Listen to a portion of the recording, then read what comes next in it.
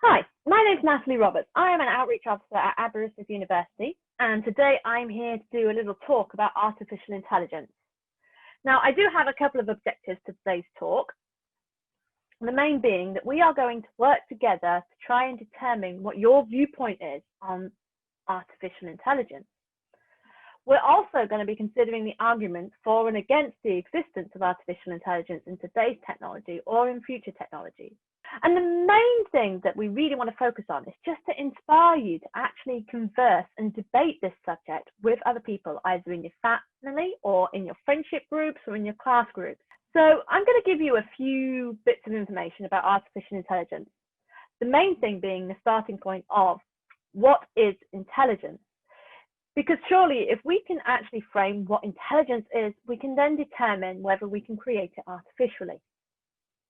We can start to look at the history and the definitions of intelligence. And if we go back to the ancient Greeks, the great philosopher Socrates made that famous phrase that I know I am intelligent because I know that I know nothing. So that is basically saying that something with intelligence is capable of recognizing its limitations. When Albert Einstein was asked what it meant to be intelligent, his reply was that the true sign of intelligence is not knowledge, but imagination. His argument was that without our imaginations, we wouldn't have come up with some of the fantastic inventions and advancements that we have in our time. So if this is the definition that you want to take for what intelligence truly is it possible for a computer to demonstrate imagination? Well, to start with, we go back to ourselves. How do we demonstrate our imaginations? Now, of course, I could link this back to what Albert Einstein was referring to in the fact that it's our dreams and our imaginations that lead to brand new designs and inventions.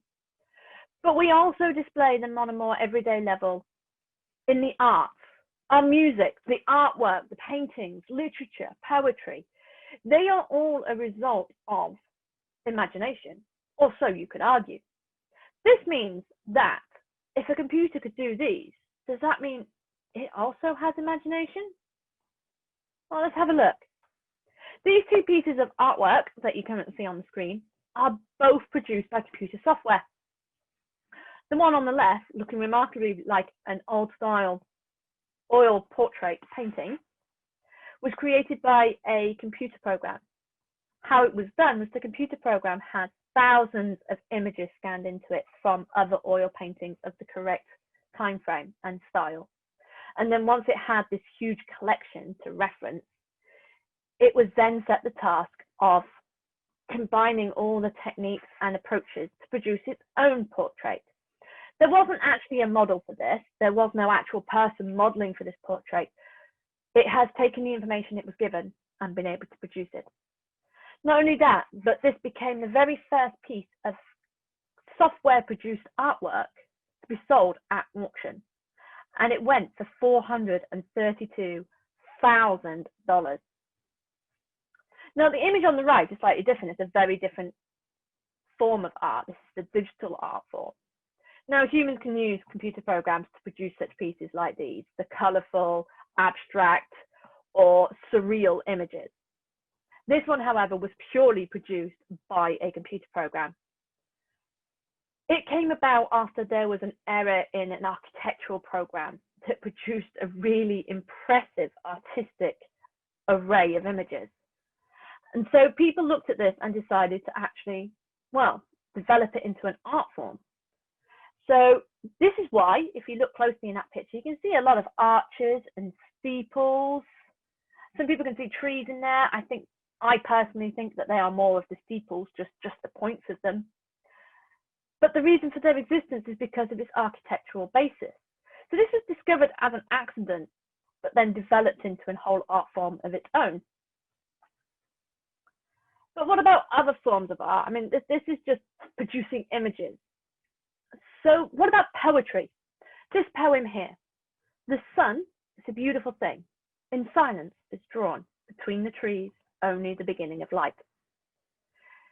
Sounds pretty impressive. I don't think I could write poetry that good. However, this poem was written by a computer program.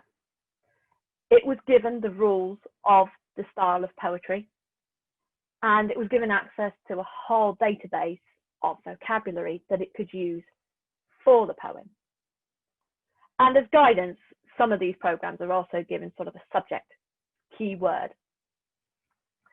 So wait a moment, these computer programs are doing things that we classify as representations of imagination. They can also help with music compositions. We have programs that can write whole articles given a title, and they can put in a whole argument or debate into an article or essay for you. So is this actually demonstrating imagination? Or are we just seeing the creator's imagination in the programming? But again, this has an even deeper question associated with it. What is the difference between programming a computer to learn from the masters of the past, to learn from previous artists in whichever field, and then applying it to produce their own? What's the difference between that sort of programming and the instruction that a human master in the arts would have? They too would study the subject. They too would have the role models for which they studied under. So this is where it starts to get really complex. Where can we see that division between programming and instruction? I'm going to now take us back to that initial question of what does it mean to have intelligence? And I'm now going to refer to the current Oxford English Dictionary definition of intelligence, which is the ability to acquire and apply knowledge and skills. This is very much based for artificial intelligence on the work of Alan Turing. Now, Alan Turing is considered to be the father of computing, and he came up with a couple of different things regarding intelligence within computer systems. The first of all is he's responsible for the Turing test, hence its name, with the whole idea that a computer intelligence would be able to convince a human that it too was human. Now, we have already had some chatbots developed that work online in chat forums and in various other settings that have already achieved this. They have managed to convince other humans within the forum that they too are human. So does that mean that they are intelligent? Well, Turing went that bit further and then said that a true sign of intelligence basically is the ability to learn. That if we wanted to create a true artificial intelligence, it would have to learn to be intelligent. At Aberystwyth University, we have a humanoid robot called iCub. Now, the iCub is based on a human toddler in both build and programming. And the aim is for our researchers at the university to have it self-learn hand-eye coordination. So figure it out on its own.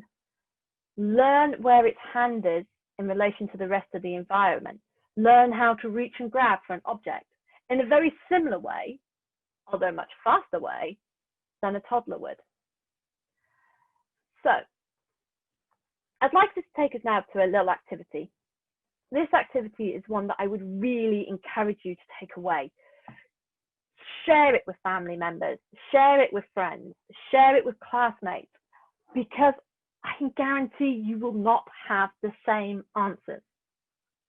So what you'll need at the moment is I need you to make sure you've got a pen and piece of paper in front of you.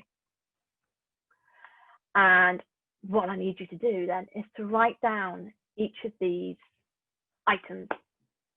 Now, the whole aim of this activity is to take these 7 items and to rank them. So at one end of the scale, you want to have the least intelligent object. And at the other end of the scale, you want the most intelligent object. But I need you to consider about what you think intelligence is. So I believe most people will have the same pictures at the very beginning and the very end of that line. But I can guarantee you there'll be a lot of variation for the images in between in regards to what order they are in. Now, if you really want up for a challenge or you want to expand on this, you can visit the website that's currently showing at the bottom of this slide. And if you go to the computer science section on that website, you will find the 7 conference link to the rest of the activity pack. That includes an additional 23 items and their images. So let us just have a quick look at these 7. Right, top left, we have your classic NPC, your non-player character within a computer game. Now, if we were to look at one such as a zombie from Minecraft, we wouldn't call that intelligent. It is just, in fact, they get stuck in every hole that you leave around. However, if we were to consider a non-player character in one of our more advanced, high-level A+ gaming platforms, for example, on the new PlayStations and Xbox games that are now being released, they have algorithms that allow them to adapt their response within the game to the player's approach. Is that intelligence, that ability to adapt to how you are playing and adjust accordingly? Or is that just really, really clever programming? Okay, I then have The Rock. Well, I can't really argue the intelligence of a rock. I think we can all safely say that should be your baseline, your least intelligent object from this list. Okay, we also then have the self-driving car. I mean, this is now a reality. These are starting to appear. They're being tested throughout the world. The self-driving car able to take input from sensors and apply that input to its actions. That is almost quoting the English Oxford Dictionary's definition of intelligence. But is it actually applying knowledge, or is it just using that input in a program to calculate how to react? Your smartphone, for some people, is a lifeline. It's called a smartphone, but is it smart? Is it artificial intelligence? Consider this. Your phone, you go into your app store, whether it's Apple or Google or Microsoft, and it will be able to predict what sort of apps you will like from what you've downloaded in the past. Advertising, if you have advertising in your apps, you have that option to have them tailored to you. Again, that is looking at what you do on your phone. It's tracking what sort of things you look at, and then making a decision as to what it is that you will be interested in. Is that intelligence, taking that information and using it to provide you with the best information back? Bacteria. Now, this is something quite interesting. Bacteria, are they intelligent? If they're not intelligent, how have they survived for so long? Okay, then we have obviously the human. I'm hoping we all recognize that humans have some form of intelligence in most cases. And so to some extent, I'm really expecting this to be probably at the top of most people's lists, but it's not always, because it tends to be a little bit of a tussle between the human and the image above it, the dolphin. Dolphins are now considered to be pretty intelligent animals. They can be trained, they can react. They have been known to save people who have been in danger without people even realizing they're in danger. As I say, this is such a broad avenue for debate, for discussion. And even within our own department of computer science, we have people of many different viewpoints in regards to artificial intelligence. Some saying it is by no means possible. Some saying it's not just possible, it's already here. And this is why we have such a broad array of research projects going on within our intelligent robotics group. Everything from self-driving, autonomous, all-terrain off-road vehicles, all the way through to, as I mentioned earlier, the iCub, a humanoid platform on which we can start to learn more about how we learn by having a robot learn. Okay, I shall leave it there because this could go on for hours. There is so much more I could cover with this subject right now. Short, limited amount of time. So thank you for listening to me. If you have any questions about this workshop or anything to do with the AI that I have mentioned today, please email me. The email address is nar25@aba.ac.uk. If you want more information about the university or the department, then you can go to our website at aba.ac.uk. For more outreach workshops and online resources, please go to that website. It's the same one as I had on the previous slide, users.aber.ac.uk/NAR25.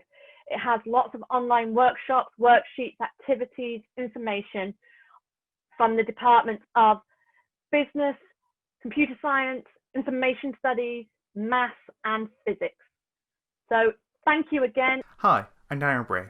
I'm a second year Robotics and Embedded Systems Engineering student at Aberystwyth University. I went to Bedwars High School for my GCSEs and went to sixth form college at Coleg y Cymoedd, Nant Garw, where I got A-levels in maths, further maths and physics, as well as an AS in chemistry. So I'm here to tell you a little about what it's like to be a computer science student and what you can expect if you become one.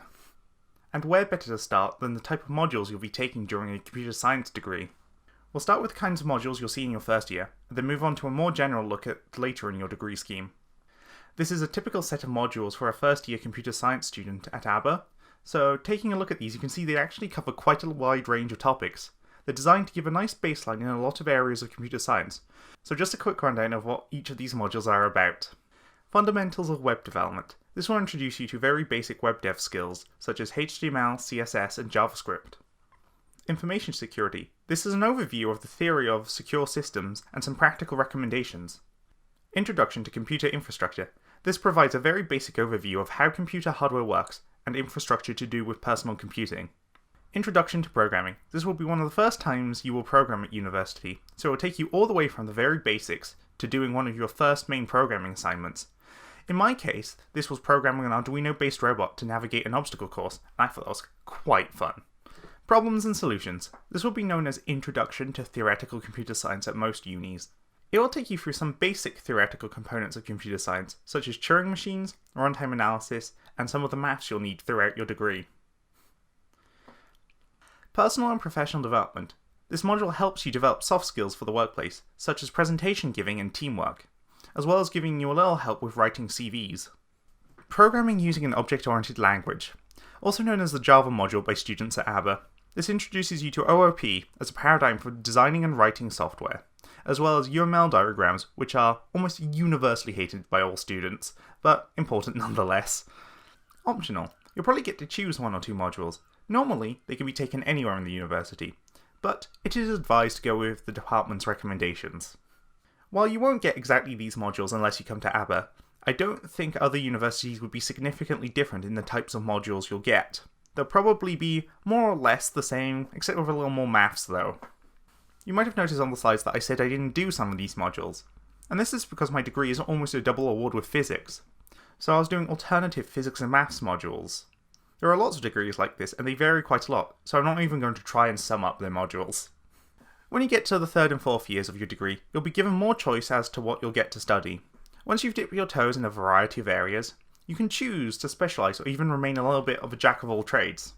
At the same time, you'll be doing things like dissertations and larger year-spanning projects. What specifically you'll be doing in these will depend on the university and also what you're interested in. So what about the all-important timetable? How will your days be structured? Sadly, I can't show you my first year timetable because the university has deleted them. But I can show you my current one because it's not actually that different from pre-pandemic times. So most universities have a few types of things that can be on their schedule. Firstly, there are lectures. These are normally done in very large groups, and depending on the module, these can easily be hundreds of people. These have been stopped due to the pandemic, so there are about 6 hours or so missing from my schedule, which would be these. For the most part, these have been replaced with online videos, which you can watch whenever you like. You will also probably have tutorials. These are the smallest groups you'll get, normally around 10 people. These typically involve working through problems as groups, as well as discussing what you've learnt over the last week. These are your best chance to ask lecturers questions. Seminars are bigger than tutorials. They are most like the kind of lessons you have in school, with around 30 people and a moderate amount of mostly optional interaction.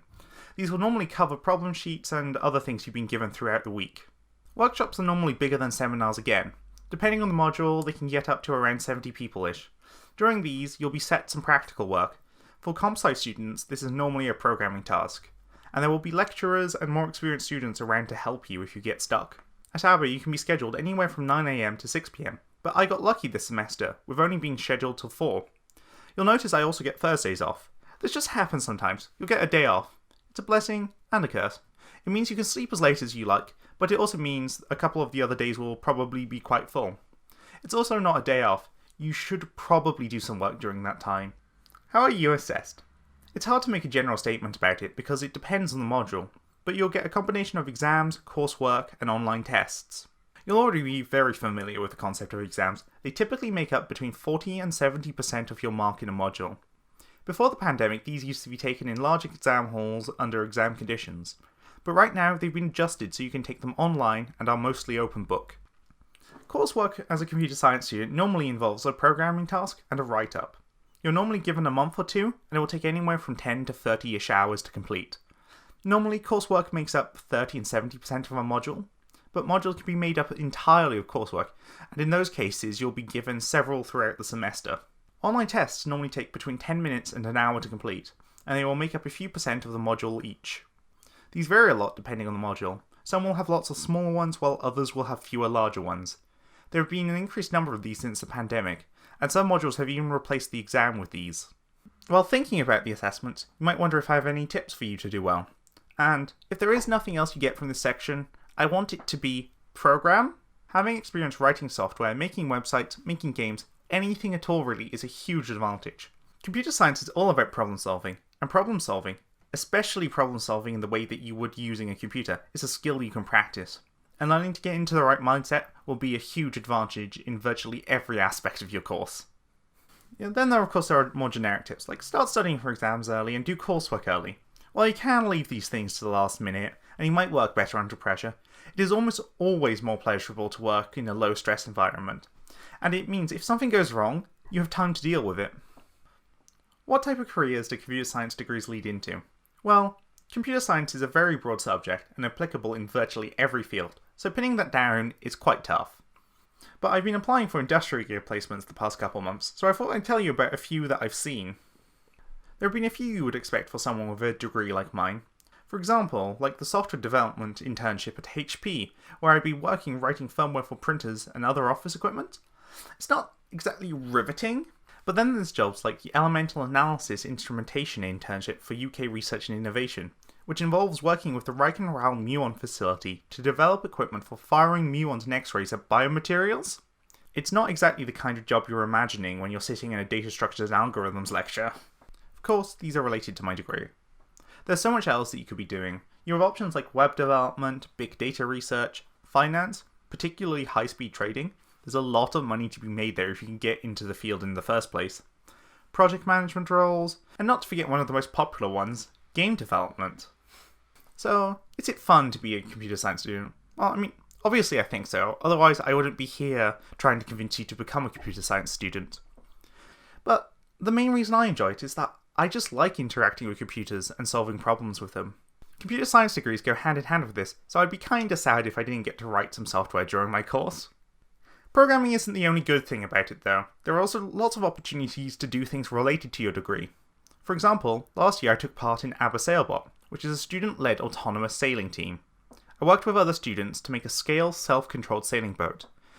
I also got to go to places like the Raspberry Pi Jam in Cambridge. I did a local outreach with primary school children during Science Week. I've done some paid work, and I almost went to Finland, but sadly that was cancelled due to the pandemic. These aren't the only reasons to enjoy being a computer science student, but these are what I find particularly attractive. There are things like the social aspect, but that applies more generally to university students than it does to comp sci students specifically. So hopefully this has been an interesting look into what the life of a computer science student is like. If you have any questions, please feel free to email me. And if you're considering coming to ABBA and have any questions about ABBA, don't hesitate to ask as well. Thanks for listening to me. Nawr cofiwch y bydd y dosbarthiadau meistr na ar gof a chadw I chi eto. Over the last 2 days, you've had the opportunity to attend 4 different masterclasses. But if you wish to see more, the series of masterclass content will be available to you to view after the conference is finished. Gobeithio chi gael rhagflas buddiol am y pynciau amrywiol. The conference has hopefully helped give you a feel for what it might be like to study the different subjects at university level. Amser I fyfyrio eto nawr. It's now time to use the next 15 minutes to reflect on all the masterclasses you've seen over the 2 days and build on the masterclass reflection resources you used yesterday. Os mae heddi chi'n ymuno ni, if you're just joining us today, these will have been sent to you previously or can be downloaded in the lobby area. Ac felly, ewch i'r lobby i'w lawrlwytho. Reflect upon which masterclass you enjoyed most. Beth sy'n mynd â'ch bryd? Which big ideas and research would you like to be a part of investigating when you go to university? Yna, nôl i'r brif stafell i wybod mwy am heno. I'll see you back in the main room at 3:35 for some final instructions before this evening.